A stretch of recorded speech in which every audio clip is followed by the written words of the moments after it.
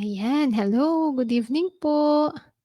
Wait po ha, check ko po muna kung tayo ay naka-stream na at kung naririnig. Audio check. Hello? Hello? Ayan, opo, tapos na tayo sa audio check. Sariling sikap ang ating audio checking po. Okay, and tonight medyo mangangapa ako sa ating sa ating presentation kasi first time kong pong gumamit ng StreamYard dahil may PowerPoint presentation ang lola niyo. Okay, so kumusta po kayo? Magandang gabi, magandang umaga, magandang tanghali, magandang hapon. Depende kung nasaang lupalop po tayo ng mundo. So ita-try ko muna po ito ha, kung paano ba nagwo-work. Ayan. Okay. So, bagong-bago ako dito.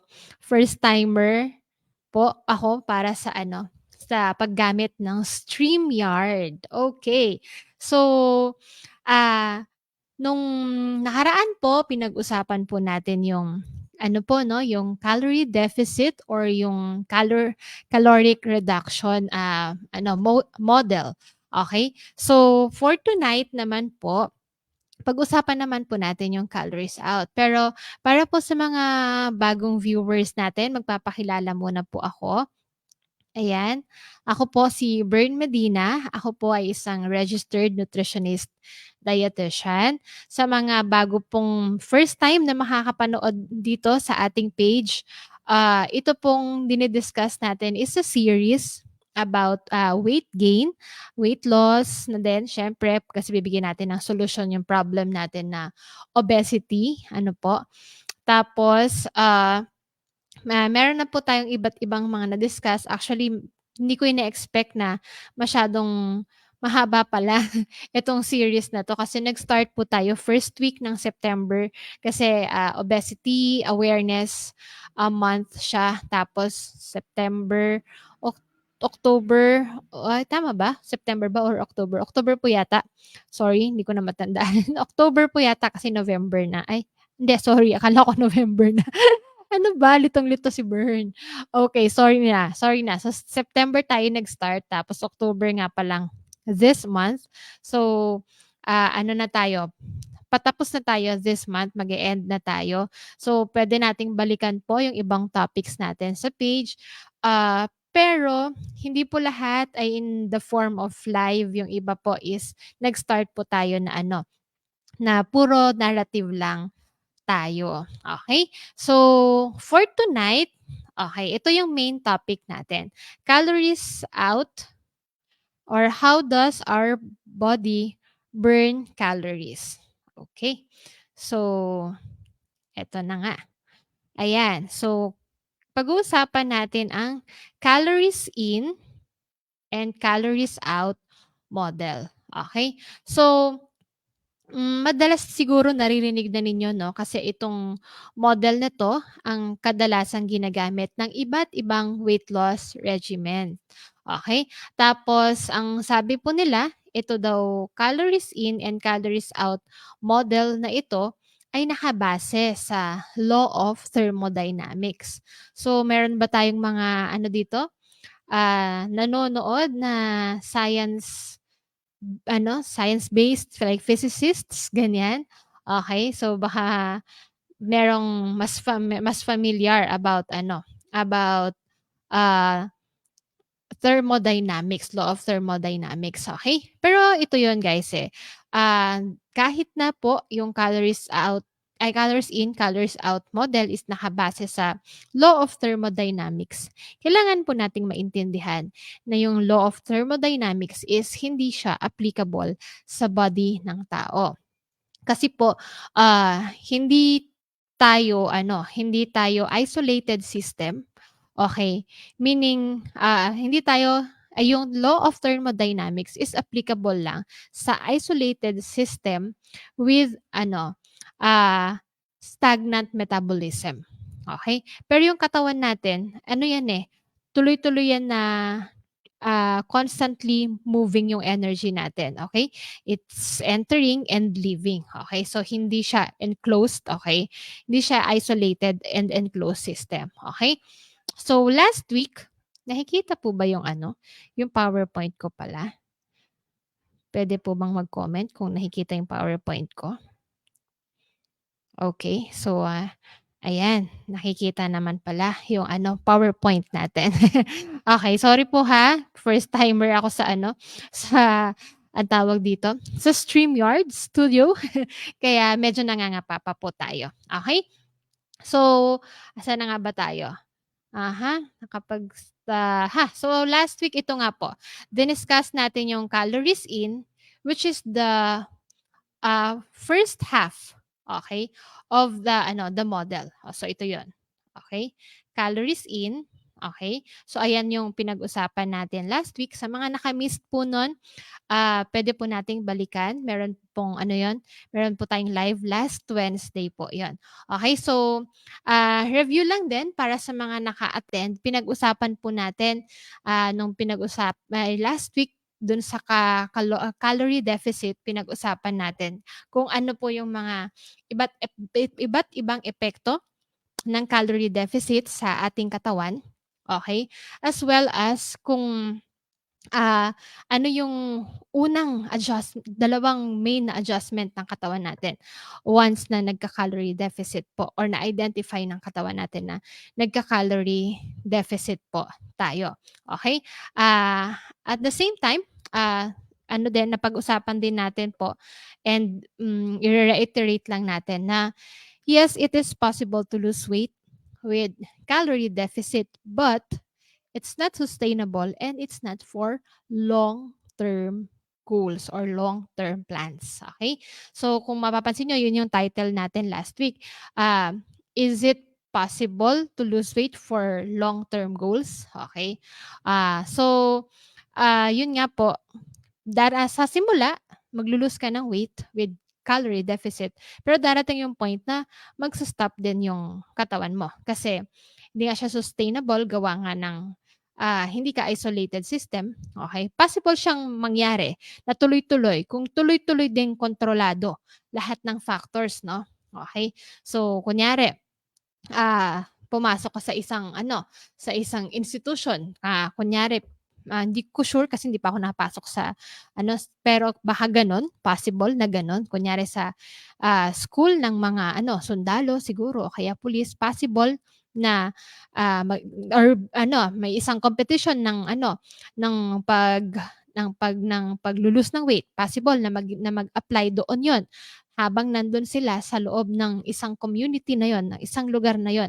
Kasi kung saan iko-control ng sabay-sabay yung time ng sleeping, yung activities na pareho everyday, possible din po 'yon, okay? Pero once na tinanggal mo siya sa isang, na 'yon, sa activity na 'yon, na po siya, hindi na po siya masu-sustain, okay? So, again, i-clear lang din natin na yung context natin kapag sinabi nating calorie deficit is ito po yung yung lesser calorie than your body needs, okay? So kunyari, ang dapat mong kinakain is 1.5. So sa calorie deficit, nagre-reduce sila from what you need na 1.5, magwa 1.3, 1.2, hanggang 800, mga ganyan po. Yun po yung context natin. Again, why are we emphasizing context? Because not only in nutrition world, okay, pero I think sa lahat, sa buhay natin in general, napaka-importante na uh, makita natin yung context. Kasi kunyari, ang intindi pala natin dun sa context ng calorie deficit is parang lang, from normally, ang kinakain mo is 3,000. Tapos ang kailangan, hindi naman yun yung kailangan mo. So, kailangan magbawas, mag-adjust. So, baka ganun pala yung context na tinitignan natin. Pero yung diniscuss po natin last week, gusto ko lang i-clear na yung calorie deficit na context ng pinag-uusapan natin is from yung kailangan ng katawan mo, tapos magde-decrease ka doon. Okay? So, kaya importante po 'no, na alam natin ano yung caloric needs natin. Kasi from there, dun mo mababase kung alam mo na ito yung caloric needs mo, alam mo na, ito pala yung dapat na hindi ako mas below dito. Okay. So, tonight, ang haba ng intro ni Miss Bern. So, tonight, pag-uusapan naman natin the second half or the other half of the model na calories in, calories out. Okay? Which is calories out. Okay?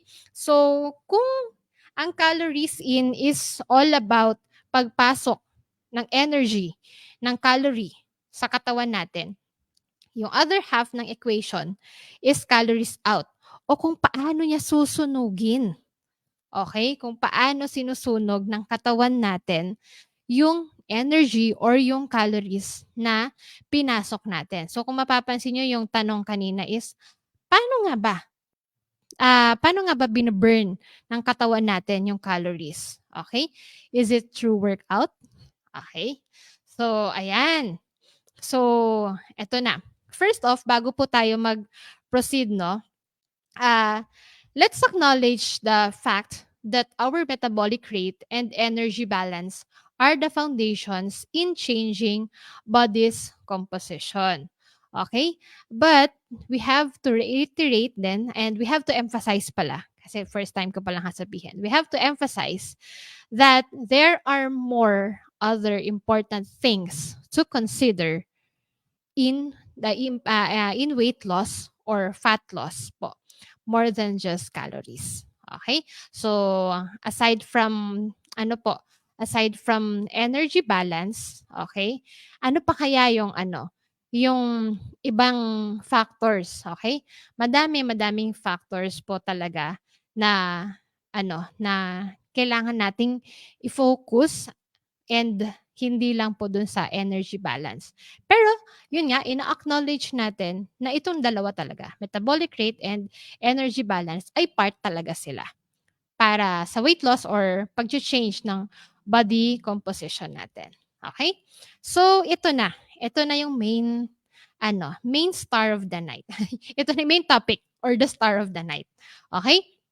So, si calories out or pagbe-burn ng enerhiya, ng calories ng ating katawan ay may scientific term yan, guys. Okay? Ang scientific term niya is sa amin, TEE na lang namin siya tawagin. Pero let's define TEE. It is the total energy expenditure. Okay?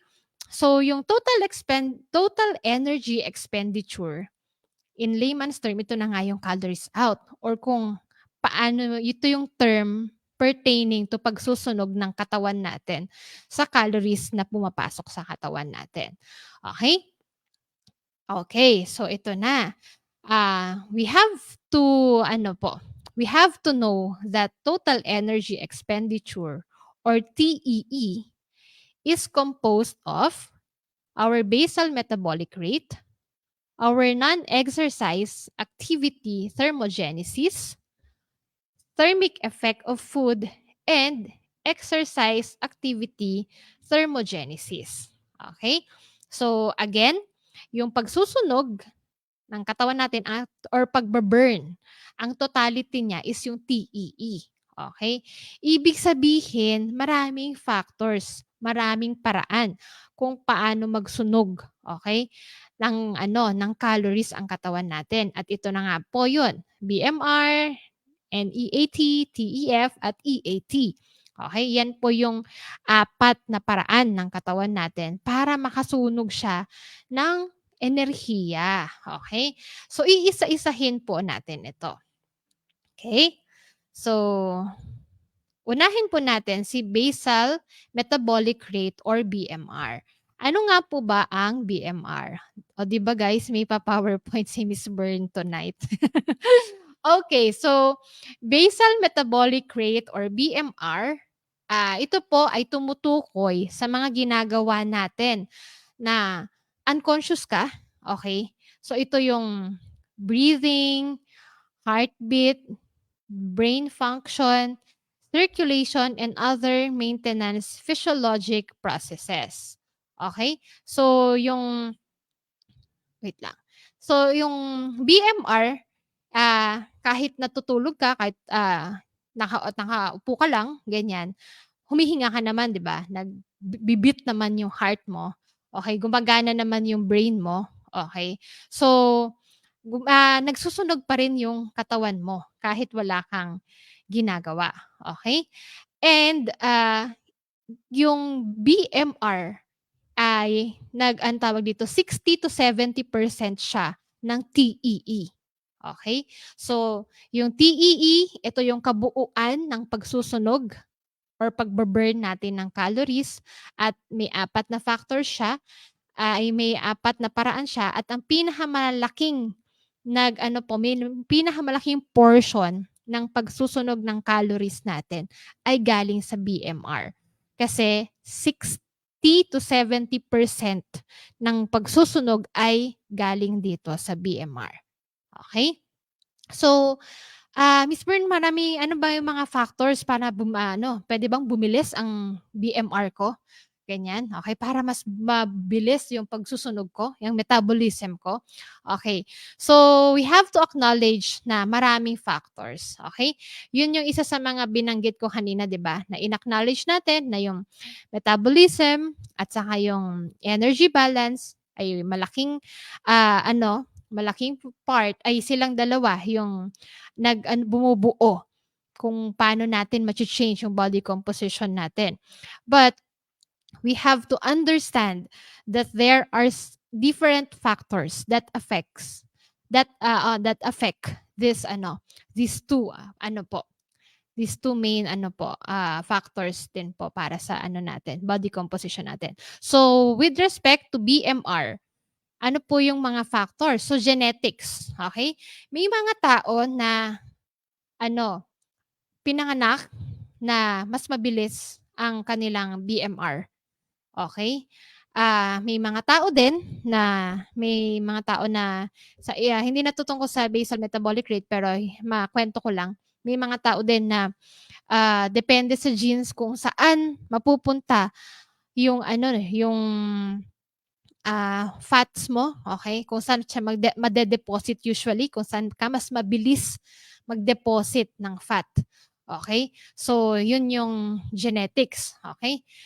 Gender, lalaki ay mas mabilis na BMR compared sa babae kasi mas mataas ang kanilang muscle mass. Age, as we age, mas bumabagal po ang ating BMR, okay. Weight, kapag mas mataas po ang muscle mass natin, related siya dito sa gender na explanation. 'Pag mas mataas ang muscle mass ng isang tao, okay, mas mabilis ang kanyang metabolism. Kapag mas matangkad siya, generally mas mabilis din ang metabolism. Diet, kapag deficit, okay? Kapag kulang ang kinakain mo, ang calories mo than your requirement, definitely babagal ang BMR mo. Na-explain natin 'to last week, no? Okay? So, homeostatic effect, okay? Pag-a-adjust ng katawan mo dahil sa kulang na calories. Okay, body temperature. So, yung mga buntis, kapag may lagnat ka, mga ganyan, mas mabilis yung BMR natin, okay. External temperature. So, depende kung ano yung hinihingi ng kapaligiran natin, kung kailangan ka ba niyang palamigin, kailangan ka ba niyang painitin, mga ganyan. So, kung maintain lang naman, so hindi naman mabilis yung metabolism mo. Organ function din po. Kasi, remember yung basal metabolic rate natin, it has something to do with the physiologic processes, usually organs 'to, oo, 'di ba? Sa lungs, sa heart, sa brain, ganyan. So, may kinalaman din siya sa functioning ng organs natin. Okay? So, next is, ayan, tapos na tayo sa BMR. Napag-usapan natin na si BMR is 60. Hindi ko pala nalagay, guys. Sorry. Sana ba? Ay, dito ba? Dito ko pala nalagay yung 60 to 70%. Dapat dito siya. Basal metabolic rate contributes around 60 to 70%. Okay, again, yung pagsusunog ng calories na kinain mo, 60 to 70% doon ay manggagaling sa ano, sa paghinga, pagbeat ng heart mo, ng ano mo, ng pag-circulate, okay, ng dugo mo, mga ganyan, okay? So, next is non-exercise activity thermogenesis. Ano kaya yun? Okay? So, yung non-exercise activity thermogenesis, 20% yung kino-contribute niya. So, kanina, si BMR, nasa 60 to 70. So, ang laki, no? So, kunyari, ito naman, non-exercise activity, 20%. Ano naman, Miss Bern, yung non-exercise activity thermogenesis? This pertains to yung spontaneous na mga ginagawa natin sa araw-araw. Okay, so yung kunyari, nagwalis ka talaga araw-araw, yung mga chores mo, naghuhugas ng pinggan, pag-akyat ng hagdan, okay? So yung talagang ginagawa mo, spontaneously, okay? Ayan nga, sabi dito, walking, taking the stairs, house chores, gardening, etc. Okay? So, kung mapapansin ninyo, ah nakasulat dito, non-exercise activity. Kasi sa 12 years po ng ano ko, ng practice ko sa profession na 'to, madalas itanong sa akin, "Miss Bern, yun bang ano, household chores ay exercise na din?" Okay. The answer is, hindi siya exercise, pero nakaka-burn siya ng calories. Okay. Alright. So third is the thermic effect of food or the uh, thermogenic, sabi ng iba. Thermogenic effect of food, okay? So TEF, okay? Ano po yung ano TEF, okay? So TEF pertains to calories spent on digestion. So ganun pala yun, Miss Bern. Kapag po pala nagda-digest tayo, ay gumagamit din pala ng calories. Opo, oo. Ito yung ano dito, yung nice to know fact is, alam ba natin guys na per ano, macro, okay, different macros natin, protein, carbs, at saka fat, may iba't iba siyang ano, TEF, okay? So, ang TEF ni protein is 20 to 30%. Okay? Si carbs naman, 7 to 15%. Depende kasi may mga carbs na ano, na o tawag dito, simple tapos may mga complex, okay? Yung fat naman nasa 2 to 4%. Ibig sabihin, ang bilis lang ma-digest ni fat, no? Tapos si carbs, syempre kapag simple, mabilis din. Kapag complex, medyo mas matagal niya ma-digest, okay? Pero si protein, tingnan nyo, oh, kaya niya umabot ng 30%, 20 to 30%. Mas mataas sa lahat, okay? So, anong ibig sabihin nito ng ano ng na mataas si protein ng TEF niya? Ibig sabihin nito guys, pag kumain tayo ng protein, kunyari ang kinain mo is yung total na kinain mong protein is 1,000 calories. Okay? So, ah, yung 700 calories lang nun, around 700 calories lang nun, ang maa-absorb ng katawan mo. Okay? Yung 300 calories, okay, 200 to 300 calories ay ginamit ng katawan mo para i-digest. Okay? So, another context ng calorie deficit ito. Okay? Kaya kanina in-explain ko na yung sinasabi natin na calorie deficit last week is yung from ano yung kailangan mo, binawasan mo. So, ito yung calorie deficit na ginagawa talaga sa loob ng katawan natin. So, may ganong nangyayari, okay? So, in some context, yung calorie deficit is effective siyang magpa-lose ng weight kasi tingnan mo nga kung protein yung kinain mo, 1,000 calories yung pinasok mo. Tapos 700 lang yung na-absorb kasi yung 200 to 300 calories na yon is na-burn, na ginamit na pang-burn dun sa ano, sa pang-digest dun sa protein na kinain mo. Okay?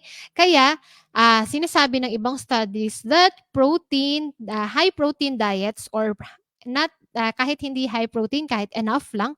Enough kasi minsan ibang context na naman, 'di ba, 'pag high protein akala nila is sobra na, okey? 'Pag sinabi kasi natin ngayon ha, ang context ko ng high protein diet is yung ano po, yung computed na na enough para sa'yo, okey? Na in terms of calories mas ano siya, mas hindi naman siya mas mataas sa lahat 'no, pero relative dun sa typical na kinakain nating mga Pinoy is mas mataas siya. Okay, so yung, diet na mas mataas sa protina is ano po, ah, sinasabi na okay siya for weight loss, okay. Kasi po mas nagba-burn nga siya ng calories, okay. Mas maraming nagagamit na ano, na nasusunog na calories dahil bine-burn mo yung ano mo, yung protein mo. Unlike sa fats, walang masyadong ginamit, okay. Tapos sa carbs, siyempre kung simple carbs, tapos kapag mas mataas na ay kapag complex, mas mataas yung ano, calorie out mo na mangyayari, okay. And then, ah, yun din, yung aside dito sa mataas ang ano ni protein ay yung yun nga, marami yung nagagamit niya dahil sa kanyang TEF na 20 to 30%. Ito din yung reason kung bakit ano siya, matagal bago ka magutom ulit, 'di ba? Aside sa may satiety factor siya, dahil nga matagal siya ma-digest, okey, mas matagal kang magutom. Okey? So, ito na. Hinuli ko talaga 'to, si exercise activity thermogenesis, okay. So, si exercise activity thermogenesis, okay. So, kung si basal metabolic rate is nasa, nagko-contribute ng 60 to 70% sa pagsusunog ng katawan, si non-exercise activity nasa 20%. Si thermic effect of food siyempre depende 'yan kung ano yung kinain mong macros, saan galing yung kinain mo at kung gaano kadami yung kinain mo, okay. So, si exercise activity thermogenesis ay nagko-contribute naman sa pagsusunog ng katawan natin ng calories by 10%. So 10% yung contribution niya. But the thing is, okay, depende pa din ito, okay, sa physical activity level natin, okay.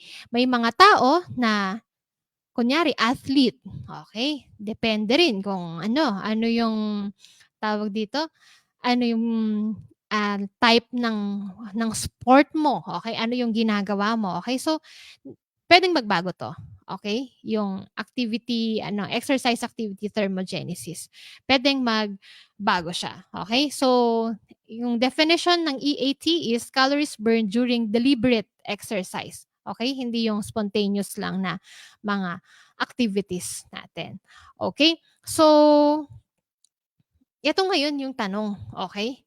Ito yung gusto nating i-emphasize.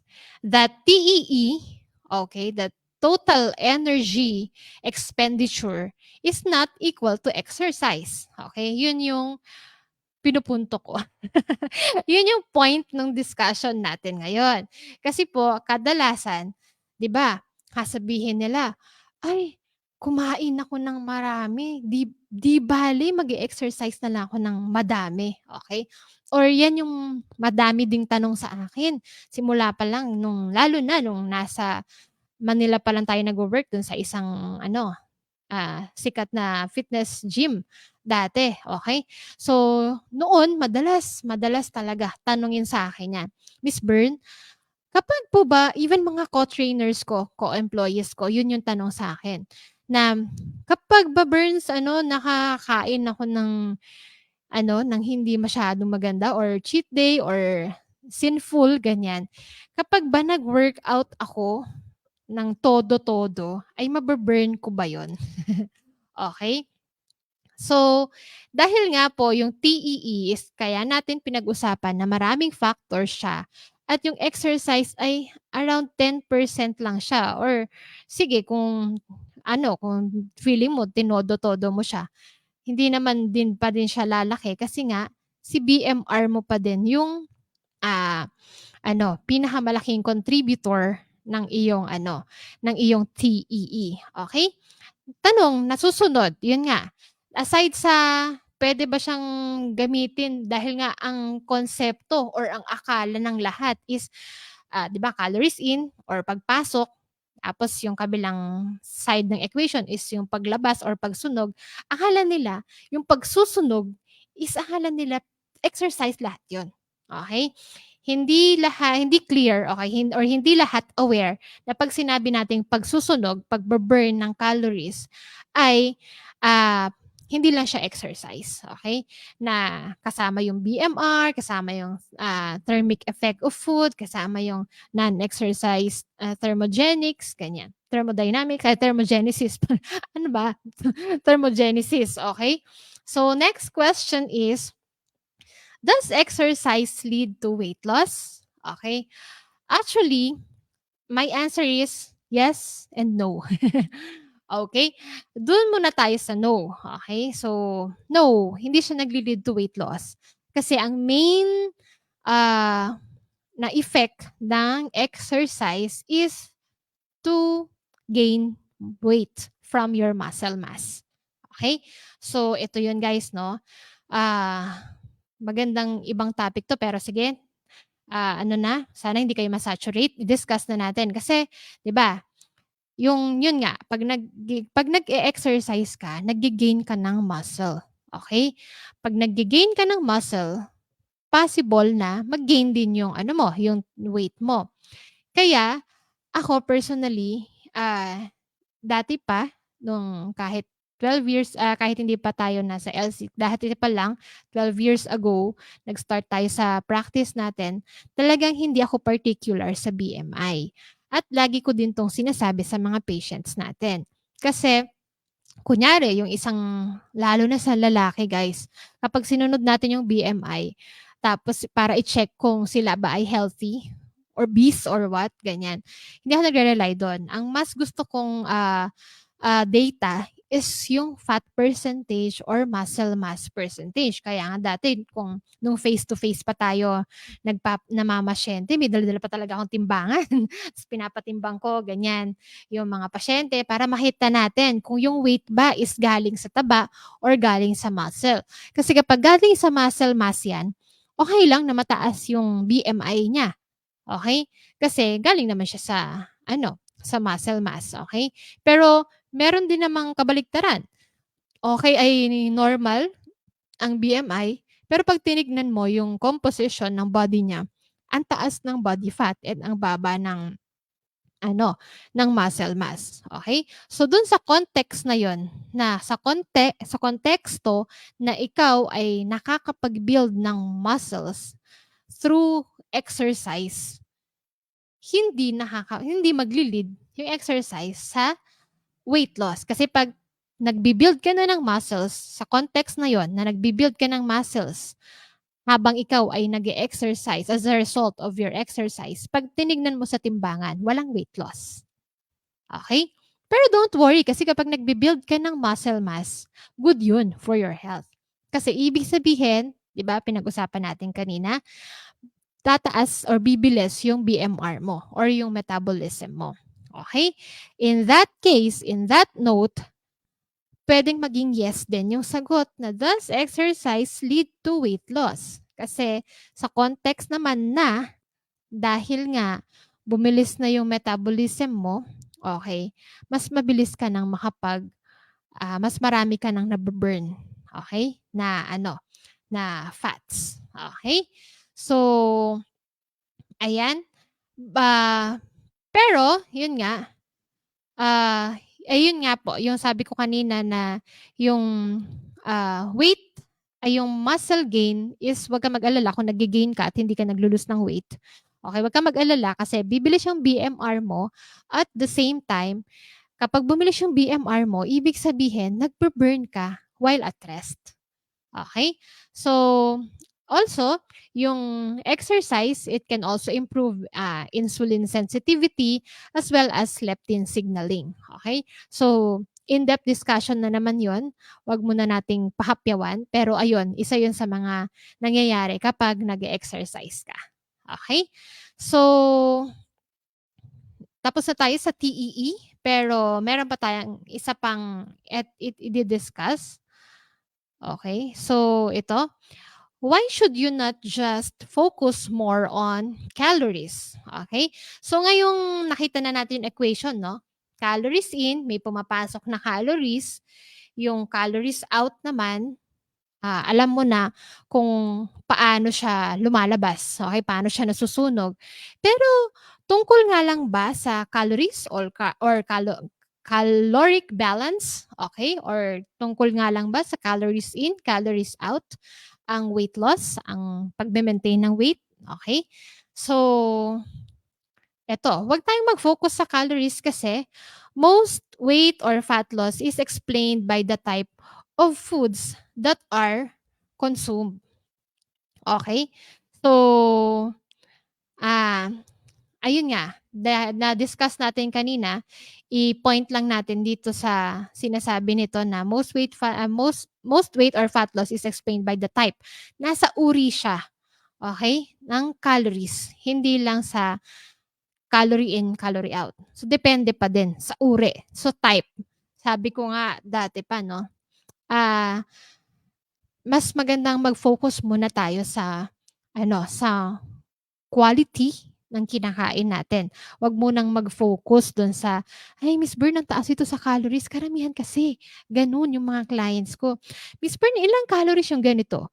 Miss Bern, ilang calories yung ganyan? Okay? Pag kumain ba ako nito, ilang calories yun? Yun yung nasa isip nila. Okay, na or kunyari, nakom Miss Bern, ilan yung calories na na-compute mo sa'kin? 1.5, 'di ba? Kunyari gano'n, 1.5 or 1.8 or 1.7, ganyan. Tapos 'pag kumain ako ng ganito, donut, ilang calories yun? So isu-subtract ko na lang ba si ganyan, okay? So hindi gano'n yun, guys, okay? Kasi, importante pa rin anong type, sang macros siya galing, okay? Kasi 'di ba, napag-usapan naman natin kanina sa TEF, thermic effect of food, na kapag saang macro siya sa protein, kapag sino yung mas mabilis ay masunog, si fat ay mas ma-absorb, si fat, walang masyadong gagamiting calories para masunog siya. Susunod si carbs, okay? Tapos pinakamaraming magagamit ng calories is si protein, 'pag yun dun nanggaling yung kinain mo, okay? Another thing with the type of the food na i-ingest natin is yung ano po, 'di ba, yung mga pagkain, guys, yung macros ulit natin. Iba-iba yung ano, insulin spike na dala niya sa ating katawan. Yung carbs, well, hindi ko pala nalagay dito yung ano na yon, yung illustration na yon. Sana ma-post ko. I-note ko lang ha. Illustration ng ano, ah illustration ng insulin spike, okay? So yung sa sa spike ng insulin, yung carbs agad-agad mapapataas na yung insulin, yung fat halos hindi. Si protein in between, okay? At hindi agad, okay? May pagtaas ng insulin, okay? Pero hindi agad in terms of time, okay? Kung parang ganun kasi yun eh. Sorry, nakalimutan ko ng insert. Okay? Tapos, mapapataas agad, tapos biglang bagsak pag si carbs. Si protein, unti-unti, okay? Si fat, halos hindi mapapataas. So, Miss Bern, anong effect nun sa weight loss, sa fat loss? Balikan natin, guys. Review tayo.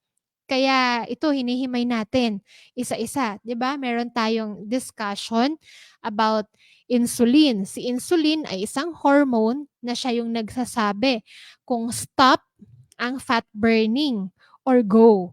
So, ibig sabihin kapag ang type ng pagkain na kinain mo is yung nagpapaspike agad sa insulin, so pag kinain mo yung pagkain na yan, ops, stop agad ang fat burning. Kasi kailangan niyang i-prioritize. Okay? Kailangan niyang i-prioritize yung gagamitin niya.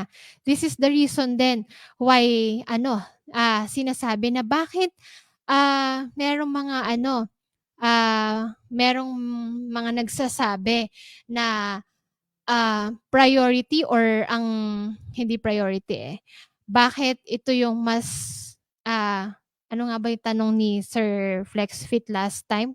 Ngayon ko lang naalala na ito yung related siya dito. Hindi ko naalalang isagot sa kanya 'to last time. Hi Sir FlexFit, sana nandiyan ka ngayon. Okay. So, bakit ito yung preferred? Ayun yung term, okay. So, bakit daw yung carbs yung preferred na fuel ng katawan natin ayon sa ano, sinasabi ng mga ibang R&D, okay. So, kaya ito yung preferred kasi depende po sa kinain natin. Kasi kunyari, yun nga, kumain ka ng carbs, magsa-spike yung ano mo, yung insulin mo, okay. So, stop yung fat loss. So, ang preferred, fuel source ng katawan mo muna is si sugar. Kasi gagamitin niya muna lahat 'yun. Kasi nga kailangang i-maintain ng katawan natin na 4 grams lang, yung nasa ano natin, nasa bloodstream natin na sugar, okay. 4 grams lang sa ano, sa bawat time, okay. So, 'pag nasusunog 'yun, papalitan ulit 'yun galing sa ibang kung ano mang fuel yung available. So, kapag, mataas yung carb intake mo, okay. So, mataas ang carb intake, so maraming asukal na nakakalat sa bloodstream. So, ang preferred, fuel ng katawan mo ngayon, gamitin muna natin ito. Okay. So, gano'n 'yon. Okay. Tapos, stop muna ang fat burning. Pero kapag ang type ng food na in-ingest mo is hindi ano, hindi carbs, kunyari si protein with fat, okay. Kasi usually they go together, okay.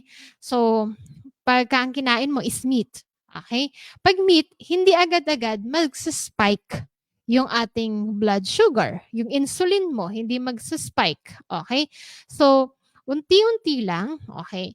So, dahan-dahan, ibig sabihin may fat burning pa rin, meron pa ring nangyayari kasi hindi naman natin stop, okay. Kasi hindi namang biglaang magre-release ng sobrang daming insulin, okay. So, gano'n siya, and dahil ang kinain mo nga is, ah protein, okay. So, dun din magbabase kung ano yung magiging preference ng katawan mo na gamiting fuel. So, kunyari, yes, hindi ka kumain ng carbs, meat lang yung kinain mo, pero nag-alcohol ka naman. So, ang preferred, fuel ngayon ng katawan mo is si alcohol. Kasi lagi niyang sinasabi, ito muna kasi alam ng katawan mo, na-identify ng katawan mo na kapag ito madami, 'pag ito hindi ko nagamit, 'pag ito hindi ito yung preferred, fuel ko, hindi siya maganda for the body. Okay. So, gano'n siya. So, next, focusing on calories also fails to consider the different levels of satiety of foods, okay? So, kapag calories, calories, calories lang, hindi natin kino-consider yung, iba't ibang ano nga, satiety levels ng pagkain. Hindi natin naiisip na, yung mga ibang pagkain is mas satiating, okay. So, kapagka mas satiating yung food natin, lesser yung chances na ano, na may miscellaneous food tayo. So, based lang din po sa ano, sa practice ko, even though 'tong high carb days hanggang ngayong low carb days tayo, even though ang patients natin is practicing high carb or low carb, okay. Kapag ikaw ay highly satiated, okay, kapag kumain ka ng sapat, okay, sapat na protein, sapat na ano, na magandang kalidad ng pagkain, satiated ka, may feeling of fullness, enough, okay, gano'n. Ibig sabihin lesser yung chance na maghahanap ka talaga ng miscellaneous foods, okay. Kasi kung i-analyze, okay, yung ano, quality ng food based sa mga naging pasyente natin, okay. Bakit tumataas or sumosobra yung caloric intake na nagle-lead sa obesity, okay, or sa weight gain, sa fat gain? Kasi yung kinakain nila is hindi satiating, okay? Remember guys, 'di ba, si carbs, si sugar, pleasure center ang niya, hindi yung wala siyang satiety factor, okay? So kung i-a-assess ko nga yung mga food ng mga patients, karamihan is yung mga pagkain na ano, na empty calories, matamis, yung ano talaga, pleasure lang talaga yung ano. yung ina-address sa katawan, okay? So, doon yung bulto, okay, yung bulk ng kanilang caloric intake. Tapos, ang matindi pa dun, ano siya, aside sa hindi sila nabubusog, parang maya't-maya ka maghahanap, okay, ano pa siya, ang taas niya sa calories. So, it is very easy to eat a lot. Okay? So, kunyari, yung isang, ano, yung isang cup nga ng rice, di ba? Ah, tawag dito, ang bilis lang kumain ng maraming ganun. Okay? Na 100 calories ang half cup. Okay? Half cup ng rice, 100 calories. O kaya, prutas. Ito, classic example. Prutas. Yung isang serving ng prutas is, di ba, isang pisngi ng mangga, yung, di ba, itong mangga, yung isang pisngi, 40 calories, okay? Pero, sa mga nakita kong tao ha, ang daming tao na, ako din, personally, mangga, favorite ko yan dati. Kaya kong kumain siguro ng tuloy-tuloy na ganyan. O kaya, donuts, o kaya ice cream. Yung mga pinagbe-bake ko dati na brownies, cookies, cupcakes, okay?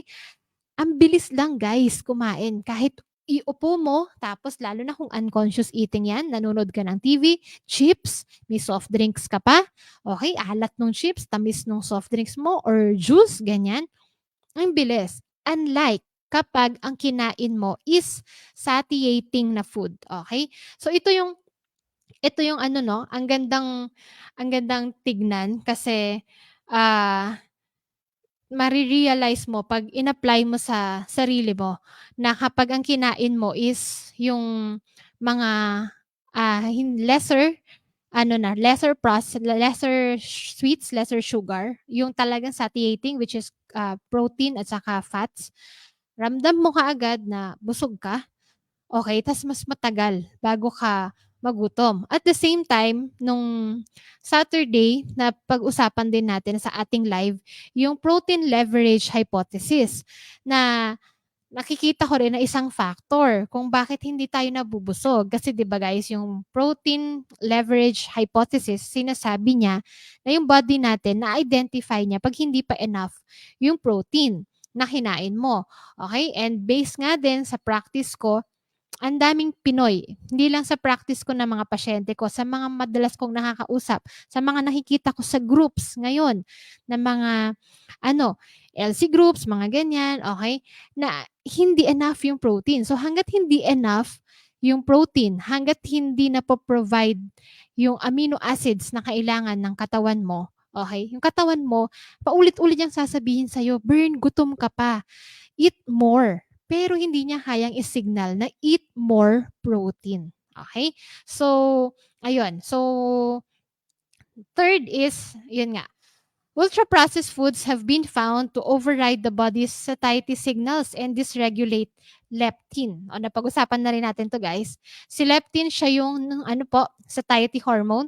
So, si leptin, siya yung nagsasabi na stop na, busog ka na. Okay? But with ultra-processed foods, nabanggit din natin to, no? Kung ano yung tawag dito, paano mo papataasin yung leptin mo para magsabi na stop ka na, paano mo i-regulate yung leptin mo, is ile-lessen natin yung ultra-processed foods. Kasi nga, hina-hijack ni ultra-processed foods yung, yung satiety mo, satiety signals mo, hindi ka nabubusog. Ang nangyayari, walang nagsasabi sa'yo na busog ka na, burn, tama na. Kaya pansinin nyo yung mga ultra-processed foods, parang lalo ka lang yung tatakamin ta's paulit-ulit-ulit ka lang kumakain, okay? So, medyo related sila nito 'no. So, walang kabusugan, walang satiety. Ito yung satiety galing sa food itself. Ito naman yung dahil sinira niya yung yung pagsisignal ng leptin na busog ka na, okay? Kaya share ko lang yung kunyari may pasyenteng lumapit sa amin, okay, tapos magfo-food recall ako 'no, ayan. So, food recall, bakit importante ang food recall sa isang dietitian? Kailangan kong malaman ano yung baseline niya ng caloric intake niya, okey? So, sige nagko-compute ako, calculator, compute. Magsasabi siya ano yung usual niyang kinakain. Kunyari sa isang araw, kumain ako ng cake, nag-breakfast ako ng 2 cups ng rice, tapos fried rice pa yon. O sige, sige, compute tayo, ganyan. Tapos, makikita natin na ang taas ng caloric intake ng mga pasyente nating lumalapit sa atin na mataas ang body fat. Okay? Ngayon, kung yung calories niya, kunyari, isang 5'1", 5 flat na babae, okay? Tapos, ang caloric intake niya is na-compute ko, umaabot ng 3.5, okay? 3.5 calories dahil nga ultra-processed. Ang ang taas sa calories, mataas sa sugar, mataas sa fat, ganun yung composition ng kanyang pagkain, no? So, ang nangyayari, sige po, ganito ang approach natin. Dahil nag-start kayo na 3,000 calories yung kinakain ninyo ngayon, hindi ko yan agad-agad ibabagsak sa computed ko. Na kunyari, ang computed ko sa kanya is 1.5, okay? Hindi tayo magja-jump na from 3,000, 1.5 agad. So, ang strategy natin is mag-start tayo na closer muna dun sa present intake niya. But, ito yon. Ang nangyayari, kapag yung 3,000 calories, kahit na kinompute ko na yung ideal niya na 1.5, bibigyan ko siya, sasabihin ko sa kanya, mag-start tayo na 3,000 muna. Pero ito yung itsura ng 3,000 kapag hindi ultra-processed. Kapag satiating food. Kapag maganda yung quality ng kinain mo. Okay? So, kunyari, low carber siya. Okay, so usually ito po yung gulay, ito po yung karne, ganito kadaming karne, okay, yung kakainin. So kunyari, ano naman siya, high carb siya. Okay, so ito naman yung ganito lang na kamote, ang kakainin mo, tas ganitong karne, ganitong fats, ganitong mantika. Okay. I'm telling you guys, kapag kamote or sa high carber, kapag kagulay naman na na non-leafy at saka protein saka fats lang sa low carber. Pero triny kong ipantay sa 3,000 calories, which is yun yung nakukuha niya dati sa processed foods. Nahirapan silang ubusin. Yung 3,000 galing sa good quality. Okay? Kasi nga, kapag good quality yung kinakain mo, satiating siya, madali kang mabusog, tapos hindi ka mag-overeat. Okay? Unlike kapag merong may hijacking na nagaganap ng body signals mo dahil ultra-processed yung kinain mo or dahil yung kinain mo is galing sa macros na hindi satiating. Okay? So, next is human requires vitamins and mineral to conduct various processes such as fat burning, thyroid and hormone function, all of which regulate your, metabolic rate. Okay? So, yun nga guys, sabi natin kanina, umpisa pa lang, ina-identify natin na na ang ba yung sinabi natin? Na-identify natin na na ina-acknowledge natin na yung metabolic rate and energy balance are the foundations in changing body's compositions. Pero, we also have to understand na hindi nga lang siya puro calories. Meron dun yung mas malaking factor which is yung metabolism. And yung sa metabolism natin is yun nga, naka-discuss na rin natin previously na ang obesity kasi is a metabolic problem. Aside sa insulin resistant ka na, leptin resistant ka pa, we also have to understand na merong mga reasons kung bakit hindi ka nakakapag-lose ng fat. Kasi kunyari, may thyroid problem ka. Okay? And yung thyroid problem na yon is dahil deficient ka of a certain vitamin, of a certain mineral. Like, for example, sa thyroid, selenium and iodine. Yun yung deficient ka. Okay? So, 'di ba? Sabi rin natin, paulit-ulit din natin ina-emphasize dito sa series natin na yung body natin is kontrolado ng hormones. Parang siya yung nagpapatakbo ng katawan natin. And tonight, ang isa sa mga gusto kong good to know facts natin about about nawala ako, may nag-message. About hormones, meron akong dalawang i-share sa inyo about hormones. Sorry po. First, that hormones are derived from either cholesterol, amino acids, and fatty acids. Another fact is to create those hormones, there are also dietary needs that usually from good fats and quality proteins. Okay? So, ito yung reason, no, bakit natin kailangan ng maayos at tamang source ng calories. Kasi ay para maayos yung metabolism natin, which is yun yung dalawa, metabolism and yung caloric balance. So si metabolism, okay, maayos siya. Kasama din dito si calories. Syempre, yung kinakain mo, okay, siya yung mag-aayos ng metabolism mo. Aside sa, yun nga, sa insulin, siya yung kung ano yung uri ng calories yung kinain mo, kung anong uri ng pagkain ang pinasok mo, magde-depend yun kung ano mangyayari sa insulin mo. Kung anong uri ng pagkain ang kinain mo, magde-depend din kung sapat ba ang sustansya, may enough bang minerals, may enough bang vitamins yun para ma-provide niya yung kailangan ng katawan natin, especially our hormones. Okay? Kaya ang daming metabolic problems gawa ng hindi enough yung na-provide na katulad yon, kulang sa amino acids, kulang sa fatty acids, kulang sa cholesterol ang katawan natin, okay? Dahil takot tayong kumain ng or mali. Hindi naman sa takot kang kumain, kundi maling sources ng fats yung nakuha mo kasi yun yung mga hidden sources ng fats which is hindi naman helpful sa katawan mo.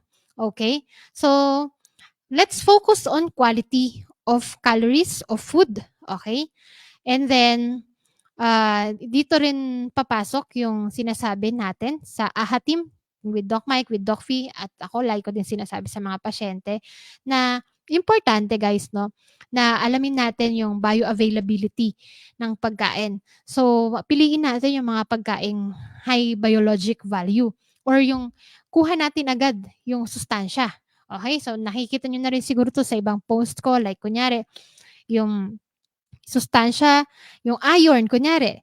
Yung iron, saan mo siya dapat kukunin? Sa iron coming from plants ay iba sa iron coming from meat.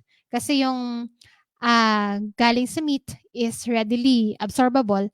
Yung galing sa plants is hindi. Okay? So, at the same time, anti-nutrients. Okay? So, pag kumain ka, kailangan mo i-consider may anti-nutrients ba to? Okay? So, yung oatmeal ko, yung ah, spinach ko, yung malunggay ko na kinakain, those superfoods, yung chia seeds ko, mga ganyan.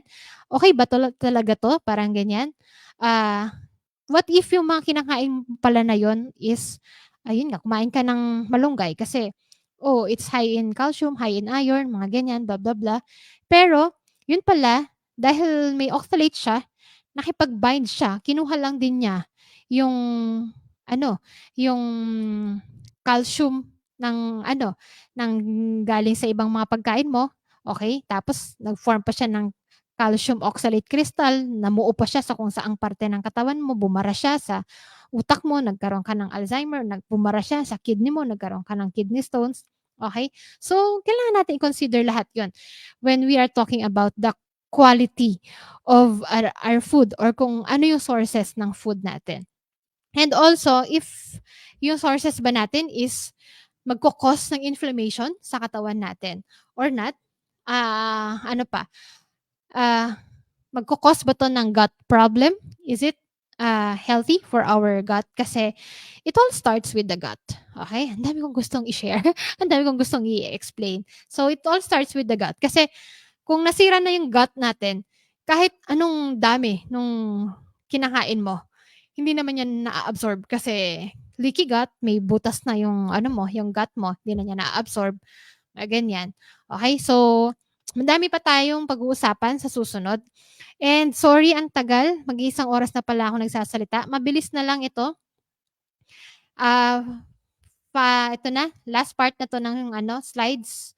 Marami pang takeaways to, pero ayun lang, emphasize lang natin na calories and energy balance matter.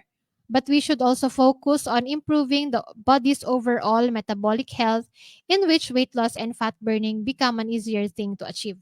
Okay? So, yun na, in-emphasize na natin ng paulit-ulit na yes, energy balance, yung at saka metabolic health, yung kailangan nating consider sa weight loss. Pero, mag-focus tayo sa sa pag-improve ng overall metabolic health natin. Katulad nun, sa metabolic health, baka ang problem pala is kulang ka sa sleep. Okay? So, may kinalaman siya sa metabolism mo. Okay? Or yung ah, kulang ka sa iodine, kaya may problema ka with your hormones, mga ganyan. Okay? Another one is the total amount of calories consumed matters. But the quality of your food choices matters more. It's the quality of food that leads to hormonal and metabolism issues, overeating, lack of movement, and increased fat storage. Again, bakit natin kino-compute ang amount of calories consumed kung quality pala yung mas importante? Kasi in my practice also guys, no, ah we cannot quantify kung kulang ba yung kinakain natin. Lalo na kung yun nga, even sa high carb diet, kapag kinompute natin yung yung kasi 'di ba, ako nagpe-patient din naman ako ng high carb, 'di ba? Kung ayaw ng pasyente na mag-low carb, we respect as long as sinabi natin na, "Okay, this is my bias, low carb yung bias ko." Pero yun nga, kapag high carb yung kino-compute ko or dati na high carb dietitian ako, okay? Kapag kinompute mo yung kung ilan talaga yung protein requirement niya, hangga't hindi mo sinasabi sa kanya na ito yung requirement, hindi yan mami-meet ng tao. Okay? Lalo pa ngayon sa low carb, okay, na mas mas marami yung mas mataas yung percentage ng protein, okay? So, lalong hindi nila nami-meet. So, and yung total calories talaga is kadalasan ito yung problem, no? Yung total calories, it's either hindi nami-meet, so nagka-calorie deficit. Okay, bumababa ang BP, kung ano-anong mga nangyayari, nagbe-brain fog, yun pala calorie deficit na yung ginagawa niya sa katawan. Kaya importante na i-compute natin yung amount of calories para may baseline ka lang, okay? Na, okay, ito pala, hindi pala ako dapat matakot kasi ito pala yung kailangan kong calories, okay? At the same time, sa quality, may mga tao naman na okay, nare-reach nila yung calories. Pero galing naman pala sa iba, kunyari yun nga, sa HC halos puro asukal. Sa LC, halos puro taba na pala yung kinain. Okay? So, kailangan talaga balanse lang. Alamin mo kung ano yung total amount mo para hindi ka mag-calorie deficit. But, yun nga, hindi puwedeng kunyari sa LC, okay, alam ko yung calories mo pero puro ka pala taba. Yung 1.5 mo pala kunyari na kinompute ni Miss Bern is kinuha mo sa puro chicharon, ganyan. So, kailangan pa rin na quality. Okay? Kasi kapag puro chicharon ka, hindi mo na rin nakuha yung amino acid requirements mo or yung tinatawag nating essential amino acids or yung amino acids na makukuha lang natin from our dietary sources. Okay? So another is calories are not created equal. Okay? Okay, so different foods and the calories they provide have different effects on our hormones, satiety, fat storage, burning, metabolic rate, gut health, and a lot more. So, diniscuss na rin natin siya kanina. Parang summary na lang to. Next is a person needs to experience some sort of an energy deficit to lose weight. So, yun yung sinasabi ko kanina. Some sort of energy deficit. Like, kunyari, kumain ka ng 1,000 calories na protein. Tapos, lang, 700 lang yung na-absorb ng katawan mo kasi ginamit niya yung 300 pag susunod. Yun yung mga sort of energy deficit na ginagawa ng body natin for us to lose weight or yung mabilis na na metabolism mo dahil sa BMR mo, dahil nga kunyari ka, mataas talaga yung muscle mass mo or kunyari lalaki ka tapos yung genes mo pa is mataas yung BMR mo, mga ganyan. But this energy deficit does not mean that it should come from eating less or exercising more. Okay? When you fix your biology, you start to get the appropriate satiety response and you also improve your metabolism and fat burning capacity. So again, metabolic health, metabolic rate, and uh, caloric balance, yung dalawang factors natin. But, yun nga, yung metabolic rate natin or yung metabolic health natin, yun yung una muna nating ayusin. Kasi pag naayos mo to, naayos yung biology mo, okay, ito yung root cause kasi eh. Pero ano yung factor para maayos siya? Siyempre ito, itong tamang kalidad ng kinakain. Okay? And don't focus too much on exercise. Okay? So, kasi nga, sabi natin, di ba, si exercise is just 10% of our TEE or total energy expenditure. So, 10% lang siya ang nako-contribute niya sa in an average person, depende to kung athlete ka, mas mataas, okay? So, wag ka masyado doon mag-focus kung gusto mong mag-lose ng weight. Okay? So, parang, ano yan eh, analogy niya, may exam, tapos sasabihin ng teacher, 95% will come from English, 5% lang yung galing sa math. Okay? Huwag ka masyadong mag-review sa math. Kasi mag-focus ka sa English kasi yun yung mas malaking factor. So, parang ganun din dito sa weight loss. Mag-focus ka sa metabolism mo. Pag-aayos ng metabolism mo, that's 95%. Okay? 5% si exercise. Hindi siya zero kasi meron siyang, ano, di ba? May contribution siya. Okay? May contribution sa insulin mo, sa leptin mo, may contribution siya sa pag-gain ng muscle mass mo. So indirectly, it can help in losing in losing fat mass, okay? In losing weight, but it's not uh, the most important factor. Kasi kahit na anong exercise mo, okay? Kahit pa triathlete ka siguro, okay? Kahit pa ang taas na ng muscle mass mo, kung kung may problema ka naman sa metabolism mo, it won't fix, okay? So, hindi pa rin magiging maayos yung hindi magiging healthy weight loss ang mangyayari. Okay? Exercise certainly has lots of good effects, but don't rely on exercise to lose weight. So, yun nga, si exercise, marami siyang benefits, guys. Okay? Hindi natin sinasabi, okay? Hindi natin sinasabi dito sa live natin na walang kwenta si exercise kasi 'di ba, unang-una, si exercise magpapataas ng muscle mass mo. Pag mataas yung muscle mass mo, magge-gain ka ng weight. Ang dami sa atin dito sa LC community, nahirapan mag-gain ng weight, okay? So si exercise, makakatulong siya, but still, pag mali rin yung kinakain mo, mahirapan ka din mag-recover ng muscles mo, mahirapan ka din mag-gain ng muscles mo. Pero again, balik tayo sa isa sa mga benefits ng exercise. Pag mataas yung muscle mass mo, okay, mas makakapag-burn ka at rest. Okay? Tapos at the same time, makakatulong siya sa insulin, insulin resistance mo para mas maging, sensitive ka, insulin sensitivity at the same time for leptin din. Okay? Tapos ano pa ba? Maraming benefits sa exercise for for physique, okay? Or para sa pag may gusto kang part na i-tone, i-enhance, okay? Hindi naman yan pwede na, okay, protein, pag kumain ka, gusto ko ng mas magandang arms, mas toned na back. Hindi naman siya ganun. Si workout yung makakatulong dito, okay? So, it also increases your dopamine levels. So, kapag mas mataas yung dopamine levels mo, mas happier ka, mas, mas capable ka with different problems like sa mentally, okay? At the same time, makaka-help siya para sa cravings mo, hindi ka mag-crave kasi daw kapag mas mataas ang dopamine mo, lesser yung chances na mag-crave ka. Okay? It also improves flexibility. Okay? So, yun yung ilan lang sa mga it will make you happy kung gusto mo yung ginagawa mong exercise. Okay? Maraming benefits, good benefits. Good benefits, good effects. Yun yung benefits, good effects. Okay, ang exercise. Pero, wag iisipin na mag-exercise ako to lose weight or mag-exercise ako to burn calories. Okay?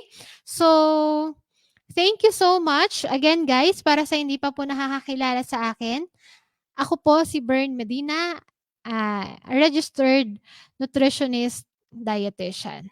Alright. So ang tagal ko, ang tagal ko today. Alright, wait lang po ha. Naninibago ako sa ating ayan. Napunta na tayo, nasaan na ba ako? So nandito na ako ngayon sa StreamYard. Tapos magbabasa ako ng comments. Ay, sorry. Aha. So, visible po. Aha. Yes, Sir FlexFit, hello. Mhm. Opo, kasama po yung calorie surplus. Okay.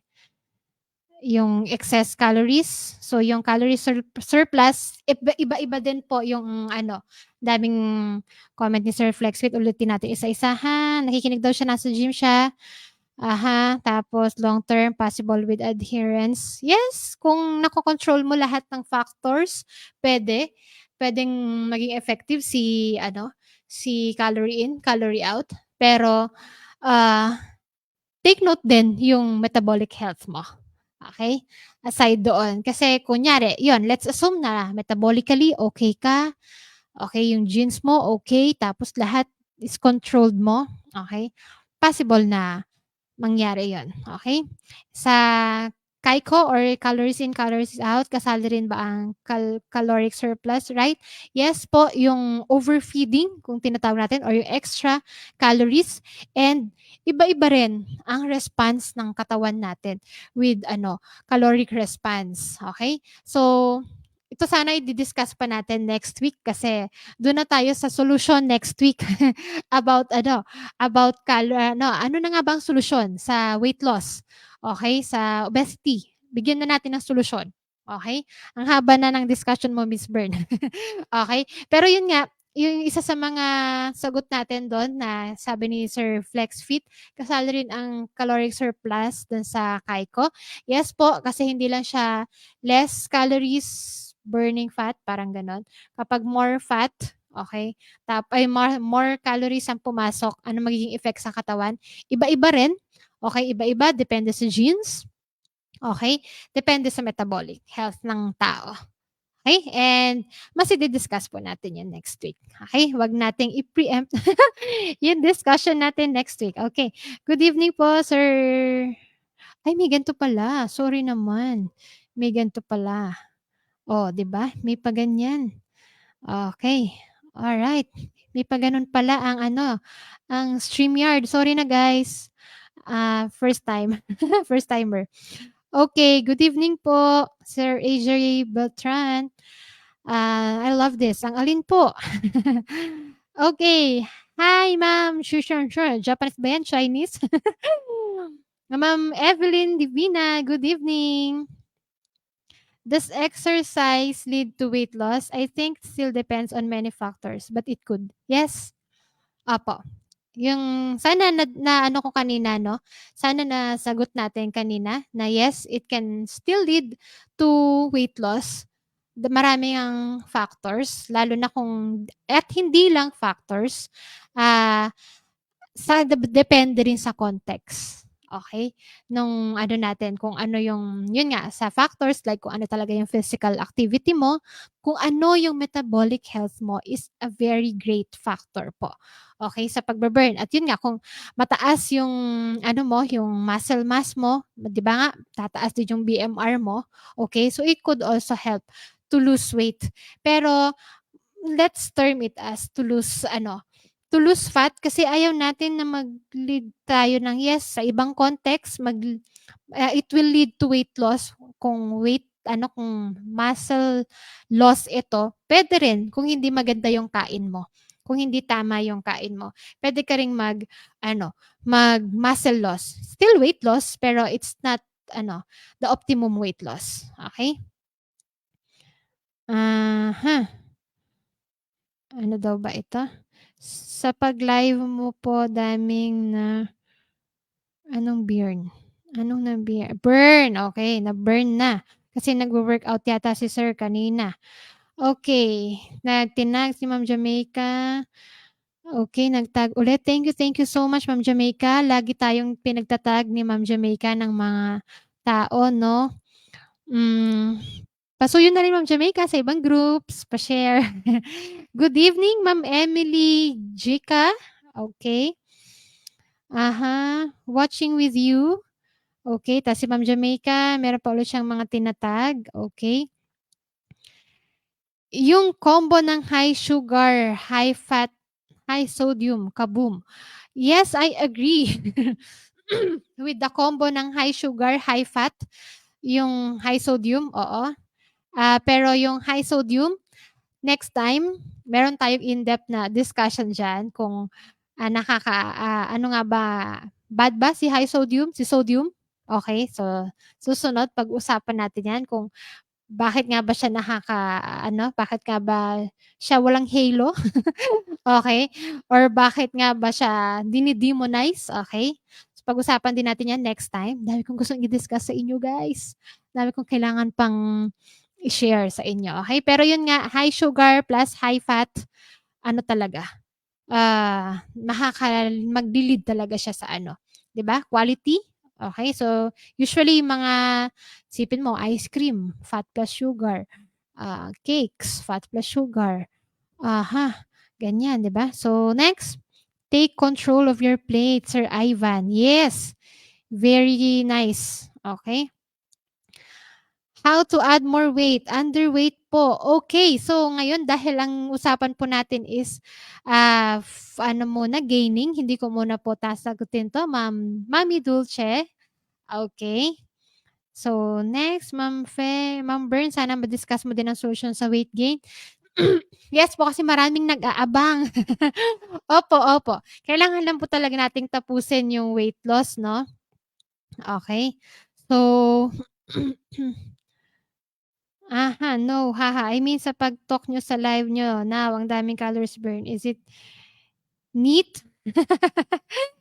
I think yes, kasi yung NEAT na 'yan, kahit hindi ako nagla-live, maano talaga unconscious saan kasama siya sa ko, sa normal routine ko with my na lagi kong halos tuloy-tuloy kong kausapin with habang namamasyente ako, habang nangangausap ng mga mga Sun Life, clients, tuloy-tuloy na kumakausap tayo. Pero yun nga rin, Sir FlexFit, actually yun yung isa sa mga sinasabi nila. Dahil nga yung katawan natin is hindi siya enclosed system, mahirap talagang i-gauge. So guesstimate lang talaga kung saan ba talaga siya nanggagaling, sa eat or sa NEAT. Okay. So whatever it is, kung sino mang makaka eventually gauge, kung makakapagsukat nung mga na yon ng very precise, okay, yung mga ganong pagsusunog natin ng calories sa katawan natin is, yun nga, at least part pa rin siya ng TEE natin. Kung ano man ang nagamit ko tonight pala, kung NEAT ba or EAT, oo. Aha. So, paano 'pag no sugar, tapos high fats? Parang familiar 'to si sir. Di ko maalala kung bakit siya familiar. Nag-message yata siya sa akin the other night, okay. Paano 'pag no sugar tapos high fats?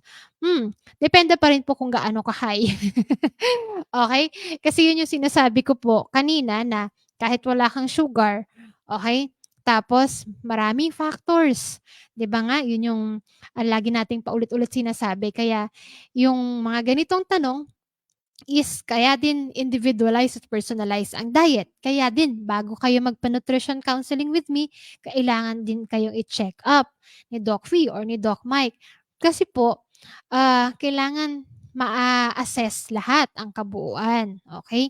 Kabuuan ng 'yun, ng health mo, metabolism mo, kaya dun natin makikita kung yung sinasabi niyo bang high fat is gaano ka-high, okey? Kailangan nating ma-quantify, okey? Hindi ito puwedeng masagot like ano, ng isang bagsakan without knowing the whole context. Again, paulit-ulit, not just in nutrition world, but sa lahat sa aspeto ng ating buhay, context is very important, okey? Okey, sa pag-type ko now ay add neat. Si Luella ba ay makuwento? Yes po, dahil nakuha rin niya sa'kin. Dahil yun nga, simula bata siya kaya nabasa ko kasi before na ano daw, parang may certain number of words daw ng ganitong months yung bata na mabigkas, mga ganyan. So, siyempre bilang first time mom, ah, natatakot ako na hindi niya ma-meet yun at 1 year 6 months yata na hindi niya ma-meet yung kung ilang number of words yun. So, ang sabi nila, kailangan daw kausapin yung bata. Parang lahat ng gagawin ninyo together is kinakausap mo siya. So, dahil dun nasanay ako, na lagi ko siyang kinukuwentuhan, pinapaliguan, sinasabi ko kung lahat ng processes na ginagawa. And dahil diyan, well, yung anak ko naging madaldal at makuwento. Okay. Thanks, very substantial ang live mo. Sorry po inabot tayo ng siyam-siyam. Paano po yun, may kidney stone nawawala ba sa LCIF, ma'am? Again, I'm sorry po, lagi po namin 'tong sinasabi nila Doc Fee, hindi po tayo nagko-consult sa live, okay? Kasi again, individualized and personalized po siya. Aside po dun sa kidney stone ninyo, okay? Kailangan nating makita kung ano yung iba pang kinakain ninyo, okay? Kasi baka pala kahit sabihin nating mag-LCIF ka, pero kumakain ka pala ng maraming oxalates, okay? So, gano'n po yung yung context nun, okay? So, hindi rin effective si LCIF on that context kasi kailangan mo pala ng tanggalin lang si oxalates, mga ganyan, okay? So, I'm sorry Sir Arnulfo, hindi ko kayang masagot 'yan kasi marami akong data. Marami kaming data na kailangang malaman para ma-answer namin 'yon. Okay. There was a study shared by Huberman. May mga tao na ang daming kumain pero mas payat sa mga konti ang intake. They found out na madaming NEAT yung mga malalakas kumain. Kasi examples dun ay makuyakoy at magalaw talaga. Like 'pag nagsasalita is talagang maraming movements ang katawan, like sa kamay. Gets niyo ba? Yes, oo. Like 'di ba kunyari sa natatawa ako kasi itong sasabihin ko Sir Flexfit is dapat sa ko pa 'to, sa next week ko pa 'to. Pero sige, excited na rin ako to share 'no. Ito yung reason kung bakit laging paulit-ulit kong sinabi tonight 'no, na ang daming factors. And isa sa mga factors na yun ay yun nga, depende sa body composition mo, Ah, depende dun sa, genes mo, okay? Kaya ever since, lagi ko ring sinasabi 'to sa mga pasyente, yung diet po is personalized and individualized. Kasi ang experience ko simula pa lang noon, 12 years na tayo sa profession, ang madalas kong marinig, "Uy, puwede ba kaming mag-share kasi kambal kami," or kahit na hindi sila kambal, kahit nga magpinsan, mag-BFF, magkapitbahay, para daw makatipid sila sa nutrition counseling. Pareho naman daw sila ng height, pareho naman daw silang babae. So, 'pag kinomputan ko siya ng diet, ina-assume nila na since pareho sila ng height, ay parehong sila ng computation, okey? So, ano, kahit pa kahit pa twins 'yan, kung magkaiba sila ng ibang factors like sabihin na natin metabolically ill itong isa, ito metabolically healthy, okay? Pero same height, same weight, okay? Magkaiba pala ng body composition, mga ganyan. Same diet, ang akala nila magwo-work sa kanila. Puwedeng yung isa is pumayat, yung isa tumaba. Same dun sa sinasabi ni Sir Flexfit. Ang dami-daming parehong pinahain, okay? 'Di ba? Parehong pinahain ng 3,000 calories. Yung isang tao tumaba, Yung isang tao hindi. Kasi madaming factors. Katulad ngayon, yung NEET is just a part of TEE. Paano kung yung ibang tao pala is ang nagpapataas pala nun sa kanila is yung ano nila, eat nila or yung exercise nila, which is ano pala sila, ah, ano pala tawag dito? Very active pala sila. Meron pala silang ginagawang sobrang taas na physical activity every day. Ganyan. So, ganun yun. So, hindi ibig sabihin na, ito pa, madalas ko ring marinig, uy, may sample na 1.5 calories. Okay? Yun na yung susundan kong diet. Or may live kami last time sa isang group ni Doc Fee, sa CAP, Carboholics Anonymous. Tas nag-sample ako. Nag-compute ako ng 5'2" yata na babae, ganito, ganyan. Tas ang daming nag-comment, "Uy, libre consultation na daw sila kasi alam na daw nila kung ilan yung protein at saka ilan yung fat nila." Okay. So, hindi ibig sabihin na same mo ng height yung kinompute ko ay ito na rin yung diet mo. Kasi hindi ka namin na-assess ni Doc Finn, ni Doc Mike, di namin nalaman kung ano yung present na health status mo, hindi namin alam kung ano yung ginagawa mo or yun nga, yung marami pang ibang factors. Okay? So, yay, patapos na tayo. Second to the last na lang. Salamat. Ask ko may na-topic ka na ba tungkol sa metabolism? Metabolism mismo. Aha, anong metabolism mismo, mami? Parang wala pa na as in metabolism pa lang. Tama ba, guys? Oo, kasi parang natatandaan ko ang series ko pa lang is anti-nutrients, oxalates, tapos eto nga, yung metabolism natin, Mami Fe, na pinag-usapan dito sa sa tawag dito sa obesity series natin is ano ba usually pinag-usapan natin na metabolism? Next topic natin next month sana is metabolic health. Okay? So, baka yun. Baka yun yung tinatanong mo, mami. Okay? Metabolic health. So, next is, hi ma'am, good evening. Hi ma'am Carol, kumusta ka? Uy, balik ka na sa monitoring mo. Kailangan na kitang i-monitor. Pinagalitan in public eh, no? Okay. Hi, ma'am. Ito na naman si ma'am na hindi ko alam bigkasin ang pangalan. Ma'am, type mo nga dyan. Paano bigkasin yung pangalan mo? Nay nga ba to? Name Adri? Kaya po pala, Ma'am Bern, active po ako. Dami ginagawa sa bahay, hatid sundo ng anak, etc. Lalo po mayat kahit madaming kinakain. Okay. Kaya usually na madalas pa eh, no? Usually may mga ganyang mga rin ako, may mga nagtatanong din sa akin na, Miss Bern, paano pumayat? Ay, paano tumaba? Okay? Ako din dati naging problem ko yan. Kasi super underweight ako. Okay? And metabolism is the key.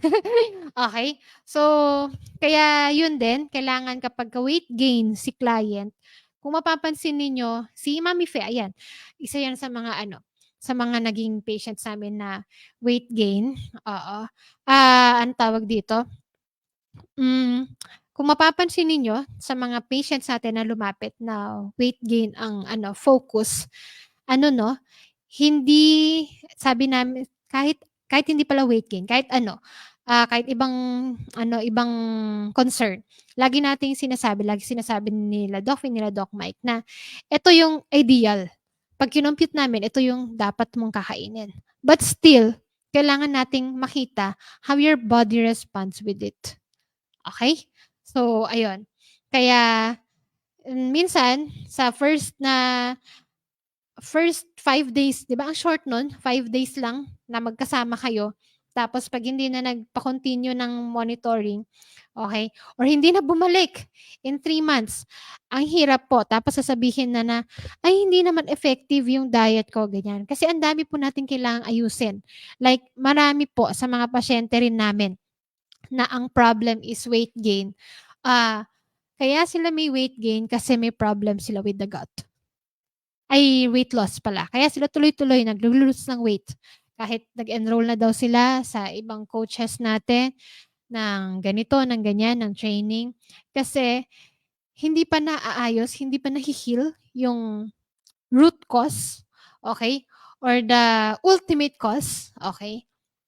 Kasi yung may weight loss sila, tuloy-tuloy ang weight loss, tapos pakainin natin sila ng tamang pagkain or maraming pagkain, it's just the proximate cause. Pero hangga't hindi nati-treat, okay?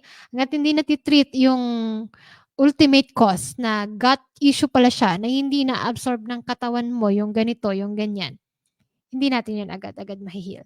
So first, ayusin muna natin yung root cause bago natin ma-address yung problem ng weight gain. So let's heal muna bago tayo mag-gain ng weight. Okay. So, okay, salamat ng Bird. Welcome, Mami Fe. Elsie naman po, hehe. Oo nga po. Kaya kahit marami yung kinakain, Elsie daw siya. Okay. May follow-up check-up ako ng November. Okay, Mami Fe. I hope, mas maganda na ngayon yung natin, yung mangyayari. Yung makikita natin nila Doc Fee sa result mo. Okay? So, ayan na. Nakakatuwa ang daming nag-interact tonight. And ayun nga po, sana marami po tayong natutunan tonight. And kung tingin niyo po helpful ito, patulong po ako to share the information. Please share po sa ibang pages, so ibang groups kasi po yun nga, kahit gusto ko pong mag-share sa ibang groups, minsan hindi po ako allowed na i-share yung sarili kong page sa groups na yon. Okay? Hindi po ina-approve. And ang dami ko po kasing nakikita doon na it's either caloric deficit na yung kinakain or hindi pa masyadong naiintindihan kung ano ang weight loss, kung ano ang reason ba't nag-gain ng weight. So, yun yung lagi sinasabi, connected sa root cause approach, kailangan nating maintindihan ano yung nangyayari, ano yung problema, bakit tayo nag-gain ng timbang. Para sa ganun, mas maintindihan mo rin kung paano masolusyonan ang problema na ito. Okay? So, maraming salamat po. Umabot tayo ng 1.5 hours. Talaga ba? Ang daming energy na burn. Okay, okay. Maraming salamat po. Good night po sa ating lahat. And ayun, may humabol na isa pang comment. Ay, blanco. Tapos, good morning, Miss Bern. Hi, Ma'am Glad. Kumusta ka na? Nakapag-follow-up check-up ka na ba ulit kay Doc Fee? Mga pasyente natin no? Mami Dulce, pag sinabi po ba na gut problem, yun ba nag-LBM? Iba-iba po yung gut problems. Minsan, nag-LBM, minsan nagko-constipate, minsan, tawag dito, walang ganun, walang LBM, walang constipation, pero yun pala ay sira na yung gut lining, okay? So again, hindi rin ako doktor, kaya ayokong mag-diagnose and hindi rin tayo nagko-consult dito. Mami Dulce, magpa-check ka kay Doc Mike tsaka kay Doc Fee para makita natin. Baka po kasi, yun, magpa-check ka sa kanila para makita natin if may underlying cause, kung meron pa tayong ibang reason bakit ka naglulus ng weight. At the same time, i-check natin yung diet mo. Okay? Baka kasi po, ibang ratio or baka kulang pala sa kailangan mo yung kinakain. Or yun nga, bago magpa-compute ng kinakain, kailangan muna nating ayusin yung underlying cause. Nagpaalam na ako no? Dumaldal ulit. 16 months low carb. Last lab test ay may nakita sa urine calcium oxalate crystal. Okay. So, ayun, dahil hindi po tayo doktor at hindi po tayo nagko-consult sa live para protektahan din po. Sana maintindihan nyo rin po na pinaprotektahan din po namin yung mga license namin. Kaya hindi rin po kami nagko-consult online. Okay? So, yung urine calcium oxalate crystals na yan, just, again, part lang siya nung kaubuuan po ng inyong health. Kailangan makita yung ibang factors. Okay? Again, context is very important. Okay? So, ayan, good night daw po, sabi ni Ma'am Fenilda Belay. Okay, good night guys, end ko na 'to, Okay. Thank you daw po. Thank you Ma'am Sir AJ. Sir nga ba si Sir AJ? Opo, thank you po. Okay po, good night po, end ko na po ito. Sa susunod po, next week, abangan po natin yung solusyon na talaga.